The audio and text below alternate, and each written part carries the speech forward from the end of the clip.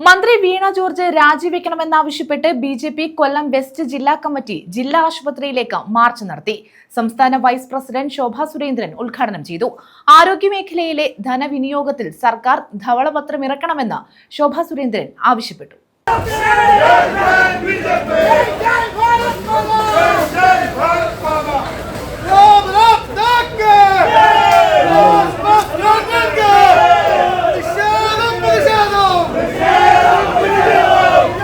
ആരോഗ്യമേഖലയിലെ ധനവിനിയോഗവുമായി ബന്ധപ്പെട്ട് സർക്കാർ ധവളപത്രമിറക്കണമെന്ന് ബിജെപി സംസ്ഥാന വൈസ് പ്രസിഡന്റ് ശോഭാ സുരേന്ദ്രൻ ആവശ്യപ്പെട്ടു.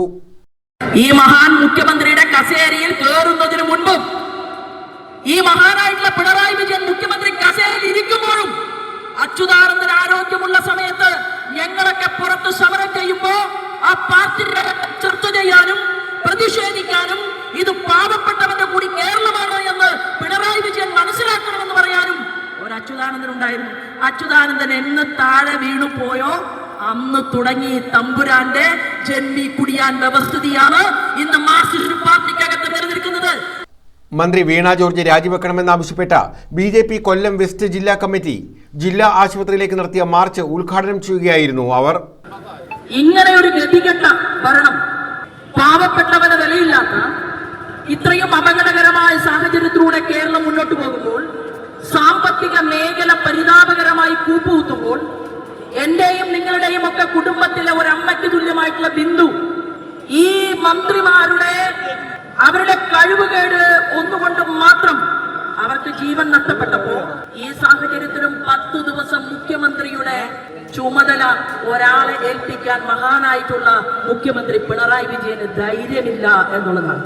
10 ദിവസം ഏതെങ്കിലും ഒരു സംസ്ഥാനത്ത് ഇങ്ങനെയുണ്ടോ? ഒരു മുഖ്യമന്ത്രി സംസ്ഥാനത്ത് നിന്ന് ഒരാഴ്ചക്കാലം ലീവ് എടുത്താൽ ആ മുഖ്യമന്ത്രിയുടെ ഭരണ ചുമതല മറ്റൊരാളെ ഏൽപ്പിക്കുക എന്നുള്ളത് ഫെഡറൽ സംവിധാനം നിലനിൽക്കുന്ന ഏത് സംസ്ഥാനത്താണ് ഇല്ലാത്തത്? ചികിത്സയ്ക്കായി എത്തുന്ന സാധാരണക്കാർ മുഖ്യമന്ത്രി അമേരിക്കയിലേക്ക് ചികിത്സയ്ക്ക് പോയത് കണ്ട് അമ്പരപ്പിലാണ്.